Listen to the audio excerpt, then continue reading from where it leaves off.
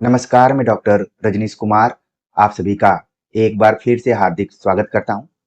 UP LT grade, UP GIC, UP GDC 2025 मुख्य परीक्षा के दृष्टिकोण से हम हिंदी स्वलिखित प्रश्नों की सीरीज पर आप सभी से चर्चा कर रहे हैं। हम चर्चा करते करते पहुंच गए प्रश्न नंबर 31 के ऊपर, जिसके अंतर्गत हम रीतिकाल की प्रमुख प्रवृत्तियों पर विचार कीजिए प्रश्न पर आप सभी से चर्चा करेंगे। यदि यह प्रश्न 125, 200 या 250 शब्दों में लिखने के लिए आए तो आप इसका उत्तर कैसे लिखेंगे। तो उम्मीद करता हूं कि जो ये लिखित सीरीज चल रही है वो आप सभी के लिए बहुत ही उपयोगी साबित हो रही होगी। आप अपना नोट्स भी बना रहे होंगे। प्रिय विद्यार्थियों, जब भी हम हिंदी साहित्य का इतिहास पढ़ते हैं तो जितने भी कालखंड हैं सभी कालखंड वैविध्यता से भरे हुए हैं। चाहे वो आदिकाल की बात करें, भक्ति काल की बात करें, अब हम रीतिकाल पर बात कर रहे हैं तो रीतिकाल भी आप देखेंगे कि वैविध्य से भरा हुआ है। रीतिबद्ध, रीति सिद्ध, रीति मुक्त तमाम तरीके के कवि आपको इसमें मिलेंगे। तो ऐसे कालखंड की हम जब प्रवृत्ति पर बात करते हैं तो दिमाग में यही चीज आती है कि क्या हम लिखें क्या छोड़ें। तो इन सभी सवालों से हम भी गुजर रहे थे जब नोट्स बना रहे थे, लेकिन एक मुकम्मल उत्तर तैयार करने की कोशिश की गई है कि जिसमें आपकी सभी बातें समाहित हो जाएं। तो चलते हैं हम विस्तार से इस प्रश्न के उत्तर को देखते हैं। शुरुआत आप करेंगे रीतिकालीन कवियों की प्रमुख प्रवृत्तियां या फिर रीतिकाल की प्रमुख प्रवृत्तियां, किसी भी तरीके से इस प्रश्न को आप देख सकते हैं। जो सबसे पहली प्रवृत्ति रही है हो रही है रीति ग्रंथों की परंपरा। अभी तक हमने आदिकाल पढ़ा, भक्ति काल पढ़ा, कहीं भी रीति शब्द का प्रयोग हम ज्यादा नहीं देख रहे थे। लेकिन एक ऐसा कालखंड जो कि बीच में काव्य लक्षण पर आधारित, काव्य प्रयोजन पर आधारित जो भी रचनाएं की जा रही थी, खासतौर से काव्य शास्त्रीय दृष्टिकोण से काव्यांगों के परिचय के हिसाब से वो बीच में बंद हो गई थी। लेकिन रीतिकाल में फिर से उनका उत्थान होता है। यानी कि इस कालखंड को आप सीधे सीधे संस्कृत साहित्य यानी जो संस्कृत काव्य शास्त्र है उससे जोड़कर देख सकते हैं। यानी कि आपके दिमाग में भरत, भामह, दंडी, वामन, कुंतक इन सब का नाम आना चाहिए। तो रीतिकाल की जो सबसे पहली विशेषता रही है कि रीति ग्रंथों की परंपरा की शुरुआत होती है। भले उसको इन लोगों ने अपने हिसाब से उसको हिंदी के रूप में ढालने की कोशिश की, लेकिन आधार रहा संस्कृत काव्य शास्त्र। तो उस समय जो रीति ग्रंथों की परंपरा थी, आलोचकों ने रीतिकालीन कवियों को 3 वर्गों में बांटकर देखा: रीतिबद्ध, रीति सिद्ध और रीति मुक्त। अब आप देखेंगे कि जो ऑब्जेक्टिव पैटर्न पर प्रश्न पूछे जाते हैं वो भी इसी हिसाब से पूछे जाते हैं, कौन रीतिबद्ध है, कौन रीति सिद्ध है और कौन रीति मुक्त है। तो आप देख रहे हैं कि सब्जेक्टिव तौर पर पढ़ने के साथ साथ आपका ऑब्जेक्टिव भी तैयार हो रहा है। तो रीति ग्रंथों की परंपरा का मूल्यांकन करते हुए, अध्ययन करते हुए आलोचकों ने रीतिकालीन कवियों को 3 वर्गों में बांटकर देखा है। रीतिबद्ध, इसमें काव्य निरूपण करने वाले कवि थे, यानी कि जो भी काव्यांग का परिचय दिए उनको हम रीतिबद्ध में लिखे। ठीक है, जैसे आप शब्द सुनते होंगे प्रतिबद्ध, मतलब किसी भी चीज से आप जुड़े हुए हैं, एकदम उस पे अडिग हैं, आप बद्ध हैं उससे, तो उसको हम कहते हैं कि वो अपने उस जड़ से जुड़ा हुआ है। यानी कि जो संस्कृत काव्य शास्त्र लिखा जा रहा था जिन काव्यांगों के आधार पर, उसी का निर्वहन रीतिबद्ध कवियों ने किया। यानी कि काव्य निरूपण करने वाले कवि जैसे चिंतामणि त्रिपाठी, जसवंत सिंह, मतीराम, भूषण, इनकी संख्या और भी हो सकती है। लेकिन इतना भी अगर आप लिख देते हैं तो भी माना जाएगा कि आप रीतिबद्ध कवियों के बारे में अच्छी जानकारी रखते हैं। तो दिमाग में आपको रखना है कि रीति शब्द संस्कृत काव्य शास्त्र से लिया गया है और इसको परंपरा से भी जोड़ा जा सकता है। यानी कि जो संस्कृत काव्य शास्त्र और परंपरा को ध्यान में रखते हुए कविताएं लिख रहे थे उनको हमने रीतिबद्ध नाम दिया। उसमें चिंतामणि, जसवंत सिंह, मतीराम और भूषण का नाम ध्यान रखना है।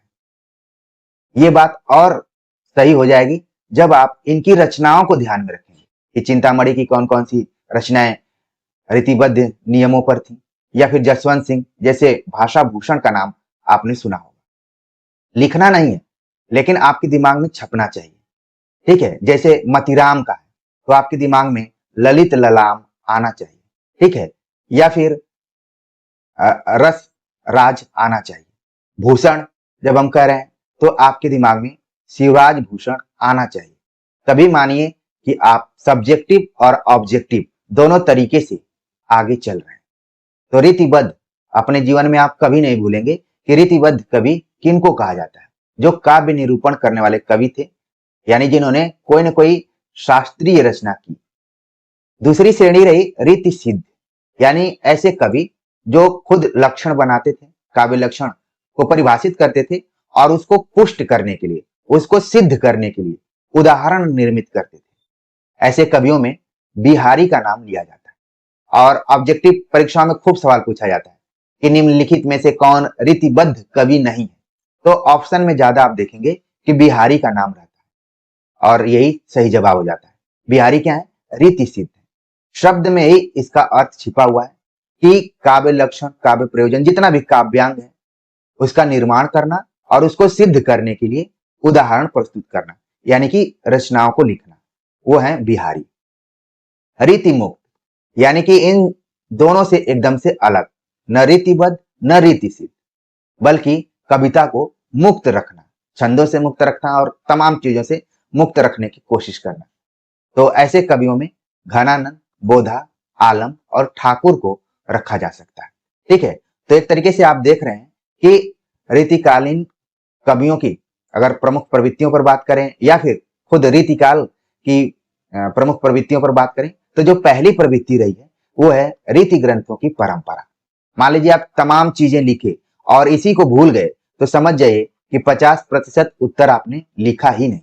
अगर शुरू में इसी के बारे में बताते हैं तो इसका मतलब है कि आप रीतिकाल को अच्छे से पढ़ें। ठीक, तो इतना उत्तर लिखेंगे। फिर उत्तर को आगे बढ़ाते आप लिखेंगे कि इस कालखंड की दूसरी जो विशेषता है वो है आलंकारिकता, यानी कि अलंकार की प्रधानता। रीतिकालीन काव्य में अलंकार की प्रधानता है, इसी कारण इसे अलंकृत काल भी कहा जाता है। इस काल में कवियों के लिए अलंकार साधन नहीं, साध्य बन चुका था। कवियों ने अलंकार को लेकर खूब प्रयोग भी किया। भूषण बिनु न बिराजई, कविता बनिता मित। ठीक है, तो यहां पर आप देख रहे हैं कि हमने किसकी पंक्ति है उसके बारे में लिख दिया। ऊपर भी एक लाइन है इसकी, लेकिन ज्यादातर यही सवाल पूछा जाता है कि भूषण बिनु न बिराजई, कविता बनिता मित किसकी पंक्ति है? केशवदास की।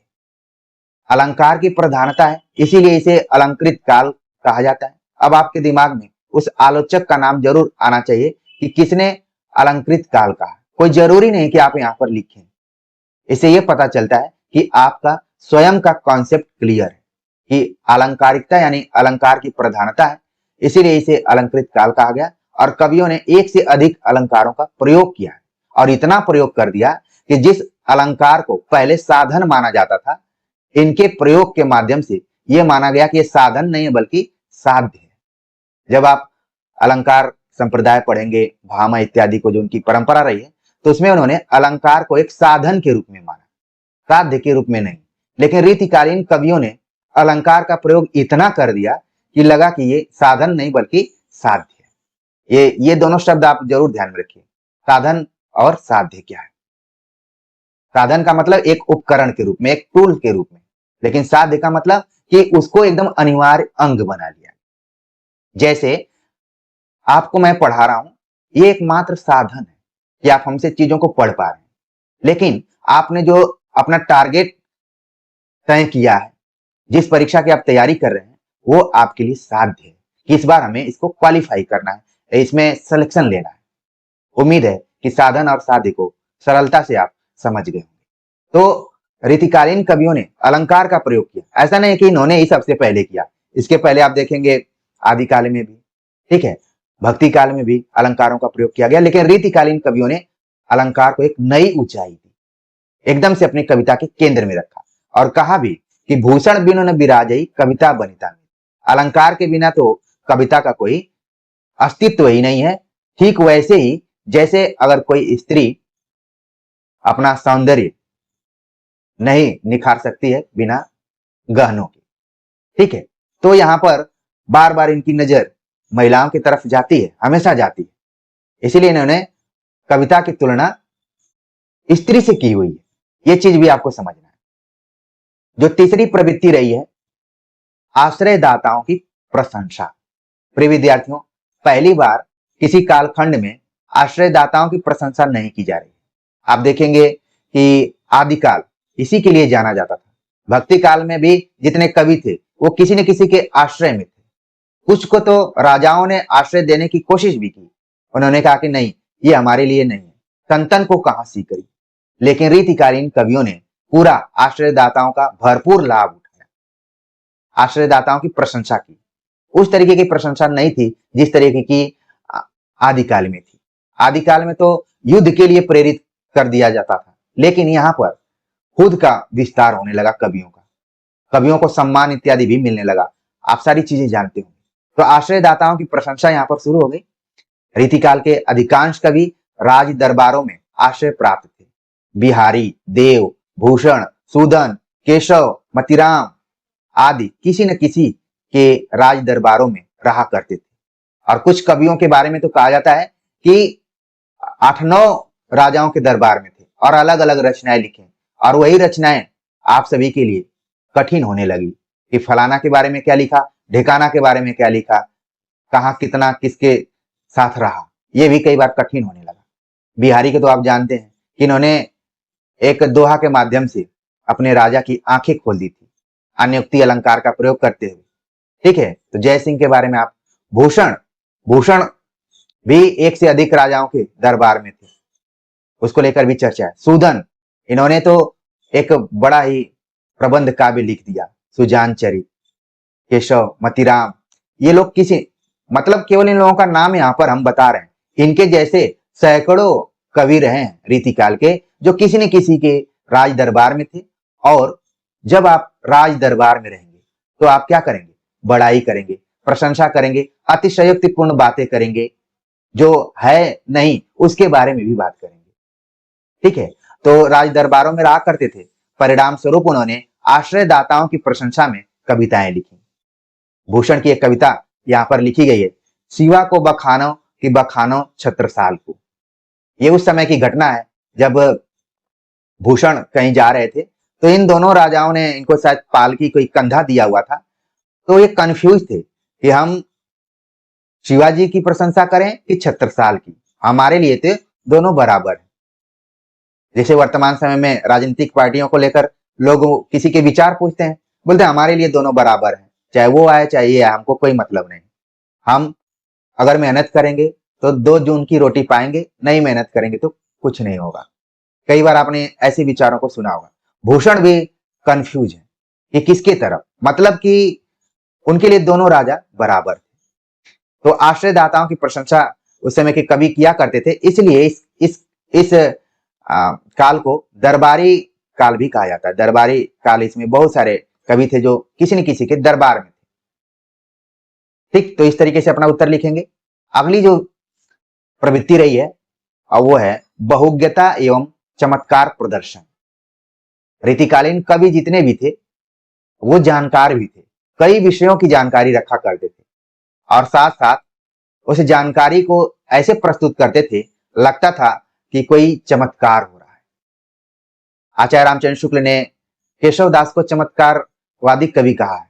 आपने पढ़ा भी होगा, नहीं पढ़ा होगा तो वस्तुनिष्ठ संकलन जब आप पढ़ेंगे तो एक एक कवि के बारे में, एक एक प्रवृत्ति के बारे में आपकी समझ क्लियर हो जाएगी, स्पष्ट हो जाएगी। तो बहुज्ञता शब्द में ही छिपा हुआ है कि जिसको बहुत ज्यादा जानकारी हो उसको हम बहुज्ञता विशेषण से नवाज सकते हैं। चमत्कार प्रदर्शन, जिसके पास जानकारी होती है वही तो चमत्कारिक बातें करता है, जिसके पास जानकारी ही नहीं है तो वो सीमित दायरे में अपनी बात को करके आगे बढ़ जाता है। तो रीतिकालीन कवि जितने भी थे बहुज्ञता एवं चमत्कार प्रदर्शन में विश्वास रखते थे। आप लिखेंगे, रीतिकालीन कवि अपने पांडित्य प्रदर्शन के कारण अनेक विषयों के ज्ञान का समावेश करके अपनी बहुज्ञता प्रदर्शित करते थे। कवियों ने ज्योतिष, पुराण, आयुर्वेद, गणित, कामशास्त्र, नीति, चित्रकला आदि पर लिखा। अब आप देखेंगे चित्रकला पर लिखा। उस समय शाहजहां का भी समय था। उन्होंने स्थापत्य कला, जहांगीर का चित्रकला, तो कहीं न कहीं कवियों के ऊपर इसका भी प्रभाव दिखाई पड़ रहा था। पांडित्य प्रदर्शन, मुझे अपने एमए के दिन याद आते हैं। हमारे एक प्रोफेसर कहा करते थे कि जब हम टेस्ट लेते हैं तो जो विद्यार्थी कक्षा में कभी उपस्थित नहीं होते हैं वो पांडित्य प्रदर्शन करते हैं। आज जो कक्षाओं में उपस्थित रहते हैं वो जो क्लास में कही गई बातें रहती हैं उनको अपने उत्तर में लिखते हैं, लेकिन जो कभी कभी कभी नहीं आते हैं अब वो पांडित्य प्रदर्शन करते हैं। तो यहाँ पर व्यंग्यात्मक लहजे में भी इसको लिया जा सकता है। तो उदाहरण के रूप में पत्रा ही तिथि पाइये वा घर के चौपास, नित्य प्रति पुण्यो रहे आनंद ओप उजास। बिहारी ने एक तरीके से आप देख रहे हैं ज्योतिष की यहाँ पर चर्चा की है, तो इस कोटेशन को आप लिख देंगे। अगली जो विशेषता रही है वो है श्रृंगार की प्रधानता। जिस तरीके से अलंकार की प्रधानता के बारे में हमने बात की, उसी तरीके से आप देख रहे हैं कि श्रृंगार की प्रधानता इस कालखंड की एक खास विशेषता रही। वैसे आप देखेंगे कि आदि काल में भी श्रृंगार प्रधान रचनाएं लिखी जा रही थी। आपको याद आ गया होगा कि ज्यादा नहीं 2-3 रचनाएं हैं, आप उसको क्लियर करके जरूर रखिए कि वो 2-3 रचनाएं कौन कौन सी। फिर धीरे धीरे भक्ति काल में ज्यादा श्रृंगार में नहीं लिखा गया, लेकिन रीति काल में एक बार फिर से ये रस अपने चरम उत्कर्ष पे पहुंच गया। श्रृंगार की प्रधानता रही। रीति काल का अन्य नाम श्रृंगार काल भी है। रामचंद्र शुक्ल के अनुसार वास्तव में श्रृंगार और वीर इन्हीं दो रसों की कविता इस काल में हुई। प्रधानता श्रृंगार की ही रही। इससे इस काल को रस के विचार से कोई श्रृंगार काल कहे तो कह सकता है। प्रिय विद्यार्थियों, मुझे नहीं पता है कि अभी तक कितने विद्यार्थी काक चेष्टा बको ध्यानम के दृष्टिकोण से इस वीडियो लेक्चर को देख रहे होंगे। ये जो हमने कोटेशन यहाँ पर लिया हुआ है यूं ही नहीं लिया है। हमारा पूरा ध्यान होता है कि आप सब्जेक्टिव और ऑब्जेक्टिव दोनों तरीके से अपने कॉन्सेप्ट को क्लियर करें।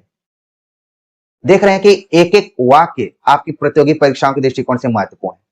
श्रृंगार की प्रधानता के कारण ही रीति काल का एक नाम है श्रृंगार काल है।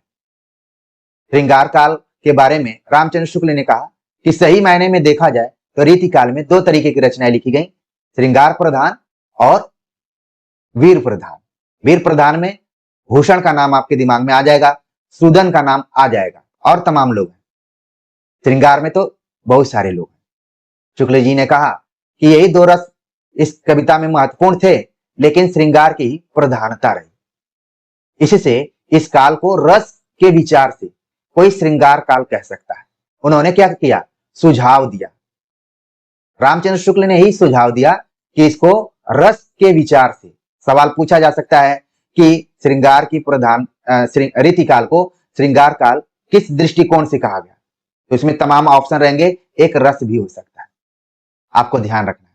अभी तक आप याद कर रहे होंगे कि रीति काल को श्रृंगार काल भी कहा जाता है। विश्वनाथ प्रसाद मिश्र का नाम आप याद कर लिए होंगे, लेकिन किस दृष्टिकोण से कहा गया?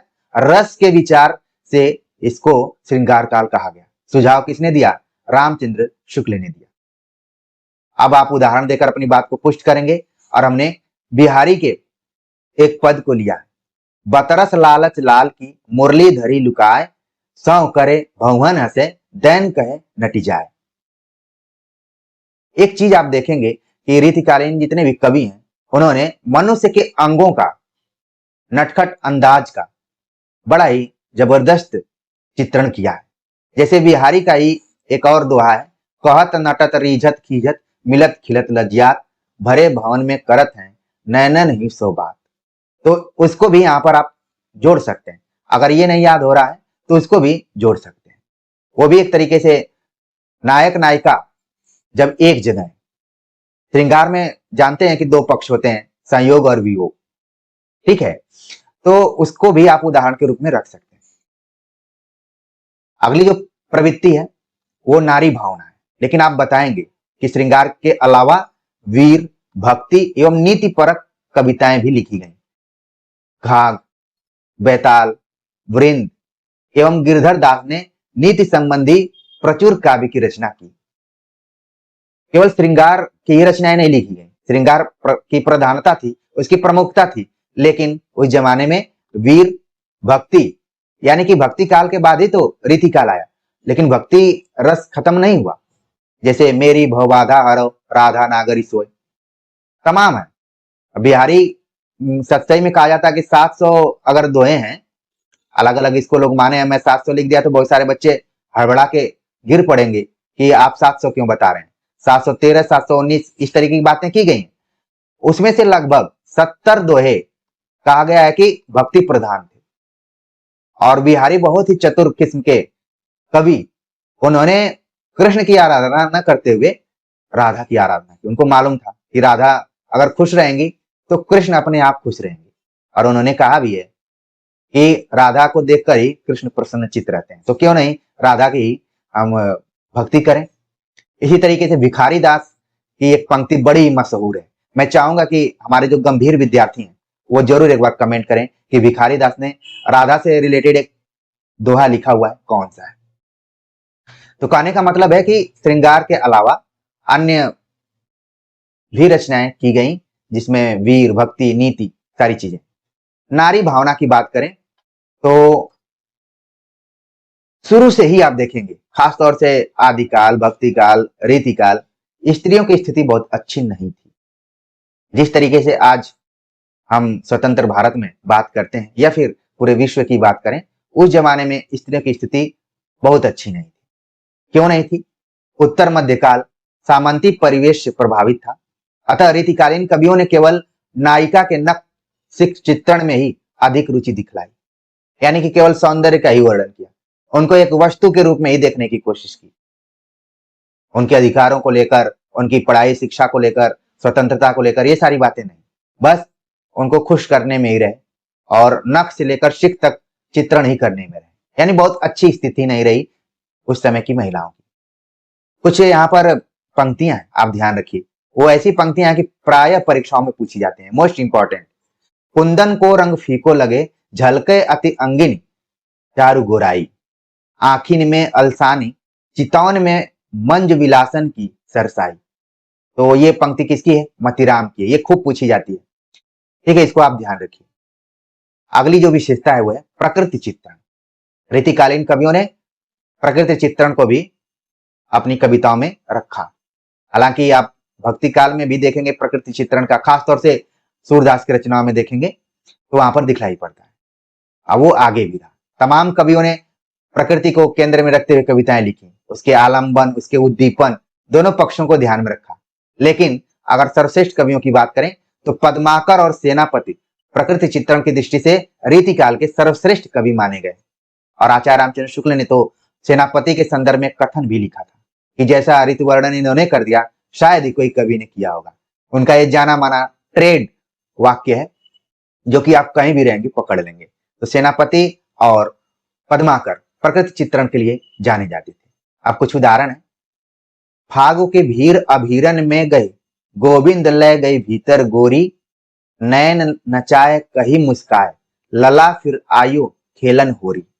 प्रकृति के साथ साथ जो भी पर्व है उसका जिक्र रीतिकालीन कवियों ने बहुत अच्छे से किया है। उसमें पद्माकर सर्वश्रेष्ठ साबित होते हैं, इसीलिए हमने यहाँ पर उनकी पंक्तियों को रखा है। बीच में और कुछ पंक्तियां हैं लेकिन हमने उसको कट किया है। कट करने का कारण है कि ये वाला जो नीचे वाला है, कई बार सवाल में पूछा जाता है कि नैन नचाए कहीं मुस्काए, लला फिर आयो खेलन होरी, किसकी पंक्ति है? तो अब आप ध्यान रखेंगे कि पद्माकर की। आगे आप भाषा पर विचार करते हुए लिखेंगे कि भक्ति काल में जो ब्रज भाषा कृष्ण काव्य तक सीमित रही, वह रीति काल में आकर पूर्णतः काव्य भाषा के रूप में प्रतिष्ठित हो गई। लगभग 200 वर्षों तक हिंदी काव्य जगत पर एक छत्र शासन करती रही। रीतिकालीन कवियों ने कवित्व, सवैया, दोहे अधिक लिखे हैं जो उनके वर्ण विषय के लिए पूर्णतः उपयुक्त छंद थे। तो यहाँ पर आपने भाषा के साथ साथ छंद के बारे में भी चर्चा की। आप देख रहे हैं कि रीतिकालीन कवियों ने ब्रज भाषा का प्रयोग किया, और ब्रज भाषा अचानक रीतिकाल में नहीं आई, बल्कि इसकी शुरुआत आप देखेंगे कि आदिकाल से ब्रज भाषा का प्रयोग थोड़ा थोड़ा अमीर खुसरो ने भी किया था। हमने अमीर खुसरो के बारे में पढ़ा दिया है, आप सभी के पास नोट्स होगा, वहां पर देख लीजिएगा। वहां से धीरे धीरे शुरू हुई, फिर इसके बाद भक्ति काल में जहां पर सूरदास, तुलसीदास ने भी ब्रज भाषा में लिखने का प्रयास किया। ब्रज भाषा का ज्यादातर विकास किया भक्ति काल में, तो वो कृष्ण काव्य ने, क्योंकि ब्रज भूमि क्षेत्र और एक जमाना था कि ब्रज भाषा केवल ब्रज भूमि में नहीं बल्कि राजस्थान, असम तक फैल गई थी। पंजाब, जहां के कवि थे सभी लोग इसका प्रयोग करते थे, इसीलिए इसको भाषा कहा जाने लगा, क्योंकि इसने अपने क्षेत्र को तोड़कर आगे अपना विस्तार कर ली थी। और इसी के समानांतर एक बोली और चल रही थी जो खड़ी बोली थी, उस जमाने में वो सीमित थी। आज चीजें बदल गई हैं। ब्रज भाषा, भले इसके नाम में भाषा लगा हुआ है, ठीक वैसे ही जैसे एक पोस्ट होता है राजभाषा अधिकारी, उसमें केवल अधिकारी शब्द लगा रहता है, सुनने में अच्छा लगता है। इसमें भी ब्रज भाषा लगा है, लेकिन सही मायने में बोली है। जब मैं कह रहा हूं कि बोली है, तो आपके दिमाग में आना चाहिए कि किन किन जिलों में बोली जाती है और किस उपभाषा के अंतर्गत है। अगर ये सब क्लियरिटी होगी तो आपको किसी प्रैक्टिस सेट की जरूरत नहीं है, किसी गाइड की जरूरत नहीं है, किसी नोट्स की जरूरत नहीं। आप अपने दिमाग में एक फोल्डर जरूर बना के चलिए। उम्मीद है कि आप लोग रख लिए होंगे। चाहे हम खड़ी बोली की बात करें, चाहे ब्रज भाषा की बात करें, दोनों का संबंध किसी एक उपभाषा से। हम चाहेंगे कि आप कमेंट करके जरूर बताएं, बता ही देंगे। बहुत आसान सवाल हमने पूछा था। तो ब्रज भाषा का जो विकास कृष्ण काव्य में हुआ, लेकिन उसको चरम उत्कर्ष पे पहुंचाने में, प्रतिष्ठा दिलाने में रीतिकालीन कवियों का काफी योगदान रहा। 200 वर्षों तक, हमें आजाद हुए 79 ईयर हो गए, मान लीजिए मोटे तौर पर 80, लेकिन ब्रज भाषा 200 वर्षों तक एकदम राज करती रही। इस कारण कि कविताएं लिखी जा रही थी, आम बोलचाल में लोग उसको ग्रहण किए हुए थे। फिर छंद की बात करें तो तमाम छंद लिखे गए, उसमें दोहा आप देखेंगे ज्यादा लिखा गया, ठीक है। तो कवित, सवैया, दोहे सब लिखने का प्रयास किया गया, कवियों ने लिखा। अब हम निष्कर्ष पर पहुंचे तो कुल मिलाकर कहा जा सकता है, अगर प्रवृत्तियों का मूल्यांकन करें तो कवियों ने रीति, रस, नायिका भेद, प्रकृति चित्रण और नीति परक लोकोक्तियां लिखी। सामाजिक अनुभवों की जगह कवियों ने आचार्यत्व पर जोर दिया। रामचंद्र शुक्ल ने अपने इतिहास ग्रंथ में लिखा है कि भले उन्होंने अपने को आचार्य दिखाने की कोशिश की, लेकिन मूल रूप से वो क्या थे? कवि ही थे। इसको जानने के लिए आपको वस्तुनिष्ठ संकलन पढ़ना पड़ेगा। प्रिय विद्यार्थियों, हमने एक एक लाइन को ध्यान में रखते हुए आप ही के लिए, अपने लिए नहीं, आपके लिए, सिर्फ आपके लिए उस किताब को लिखा है। अगर आप अभी भी असमंजस की स्थिति में हैं तो अपने पास जरूर रखिए उसको, लेट ही सही लेकिन रखिए। आप पढ़ेंगे तो आपके अंदर एक कॉन्फिडेंस आएगा, और हमारी कोशिश क्या है कि आपके अंदर कॉन्फिडेंस रहे। हमने एक वीडियो लेक्चर में आप सभी को बताया था कि परीक्षा का संबंध मनोविज्ञान से, माइंड गेम भी है। तो आपका मनोबल ऊंचा रहेगा तो कुछ ऐसे प्रश्न रहेंगे जिसका उत्तर आपको नहीं भी आता है, लेकिन आप अन्य प्रश्नों को सही कर लेंगे तो फिर दिमाग लगाएंगे तो वो भी उत्तर आ सकता है। ठीक, कई बार हमने भी देखा है, जब परीक्षाओं में बैठा करता था तो शुरू में कुछ प्रश्न के उत्तर नहीं आते थे, लेकिन धैर्य रखते हुए, अपने विश्वास को बनाए हुए आगे के प्रश्नों को हल करते थे। पता चला कि उस प्रश्न का उत्तर किसी अन्य प्रश्न में दिखाई दे दिया, तो हो गया। तो चीजों को समझना है, साथ बने रहिए, और जो भी हम चीजें कहते हैं, यहां से कहते हैं, दिल से कहते हैं, तो इसको मानते रहिए। तो देखिए, रीतिकालीन कवियों ने वैविध्य तरीके से अपनी कविताएं लिखी, अलग अलग विषयों पर लिखी, लेकिन उनका समाज से कटाव था। सबसे बड़ी खामी यहाँ पर रीतिकालीन कवियों की ये थी कि जो सामाजिक समस्याएं थी उनको बिल्कुल वो सामने नहीं लाने का प्रयास करते थे। जैसे भक्ति काल में तुलसीदास इत्यादि को पढ़ेंगे तो उन्होंने लिखा, खेती न किसान को, वणिज न वणिक को, नौकरी न चाकर को, चाकरी को क्या है, कविता आपने पढ़ी होगी। उन्होंने थोड़ा बहुत जरूर इंडिकेशन किया, लेकिन रीतिकालीन कवि केवल अपने राजाओं की प्रशंसा करते रहे, और उसके एवज में कोई भूमि दान कर दे रहा है, कोई अशर्फियां दे रहा है, कोई कुछ दे रहा है, उसी में खुश रहते थे। सामाजिक अनुभवों की जगह उन्होंने अपने को आचार्य के रूप में प्रेषित करने की कोशिश की।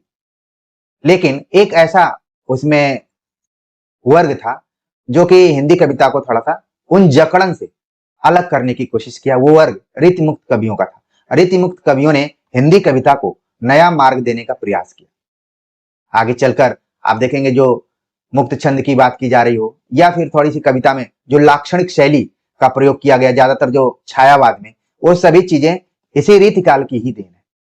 तो प्रिय विद्यार्थियों, आप देख रहे होंगे कि जहां आप प्रश्नों के उत्तरों को अच्छे से समझ पा रहे हैं, वहीं आपका लिंक बन रहा होगा आदिकाल से लेकर भक्तिकाल, भक्तिकाल से लेकर रीतिकाल, रीतिकाल से लेकर आगे के जो भी कालखंड है उससे आप अपने को जोड़ते जाएंगे। और कैसे ये सभी कालखंड एक दूसरे से जुड़े हुए हैं इसको भी आप समझ पा रहे होंगे। तो उम्मीद है कि आज के उत्तर के बहाने आपको रीतिकाल की प्रवृत्तियां क्लियर हो गई होंगी और उत्तर अच्छा लगा होगा। आप सभी के कमेंट का हमें इंतजार रहेगा। मिलते हैं एक नए टॉपिक के साथ, तब तक के लिए नमस्कार।